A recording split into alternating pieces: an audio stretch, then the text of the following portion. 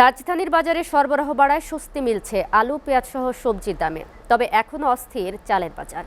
ভরা মৌসুমেও চালের দাম বৃদ্ধিকে কর্পোরেট কোম্পানিগুলোর কারসাজি হিসেবে দেখছেন খুচরা বিক্রেতারা। সেই সাথে চড়া মাছের দরও। ঊর্ধ্বগতির এই বাজারে নতুন করে বেশ কিছু পণ্যে ভ্যাট আরোপের প্রভাব পড়েছে খুচরা বাজারগুলোতে। এছাড়া রমজানকে সামনে রেখে কৃত্রিম সংকটের মাধ্যমে বিক্রেতারা তেল চিনি দাম বৃদ্ধির পায়তারা করছে বলেও অভিযোগ ক্রেতাদের। সাজ্জাদ জাহানের প্রতিবেদন। চলছে শীতকালীন শাকসবজির মৌসুম। দোকানে দোকানে সবজির পসরা সাজিয়ে বসেছেন ব্যবসায়ীরা। সাধ্যের মধ্যে হরেক রকম সবজি কিনতে পারায় স্বস্তি প্রকাশ করছেন ক্রেতারা। তবে ভোক্তাদের এই স্বস্তি ম্লান হয়ে পড়ছে মাছ মাংস তেল ও চালের চড়া মূল্যের কাছে। এসব পণ্যের ঊর্ধ্বমুখী দামে নাগাল ভোক্তার জনজীবন। ভরা মৌসুমেও চালের দাম বৃদ্ধিকে কর্পোরেট কোম্পানিগুলোর কারসাজি হিসেবে দেখছেন খুচরা ব্যবসায়ীরা। এই কথাটা ঠিক না। সরবরাহ বলতে এইটা হলো আমরা একটা অজুহাত। সরবরাহ কম, ঘাটতি, এই সেই এগুলি কোনো অজুহাত না।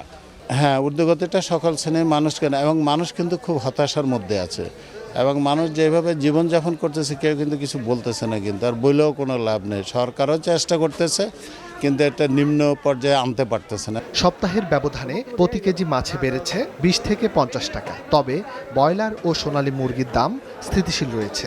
সাগরের মাছের ডেলা মাছ এটা বেচতে আছে 240-50, বাইলা বেচতে 550-600, সুরমা আছে 300-280। আমার থেকে আরো ভালো লোক আছে, 1000 টাকায় 1200 টাকায় নিয়ে যাবো, আমি তো পারবো না। এই সরকার আনার মূলেই ছিল যে যেন আমরা ভালোভাবে জিনিস কম দামে কিনতে পারি, কিন্তু সেটা তো এখন পর্যন্ত আমরা কোনো কিছুই পাইনি। প্রথম থেকেই দেখছি যে তখন যেমন দাম ছিল এখনও তেমনই দাম।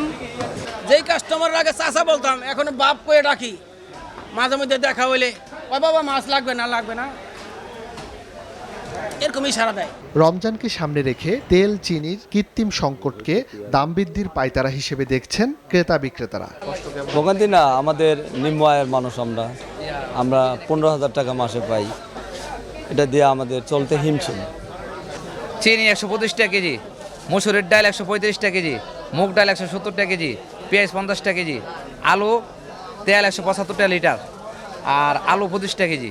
শুধু খুচরা বাজার নয়, পাইকার ও আড়তে নিয়মিত অভিযান চালিয়ে দ্রব্যমূল্যে স্বস্তি ফেরানোর আহ্বান জানান সাধারণ ক্রেতারা। সাজ্জাদ জাহান, এসএটিভি, ঢাকা।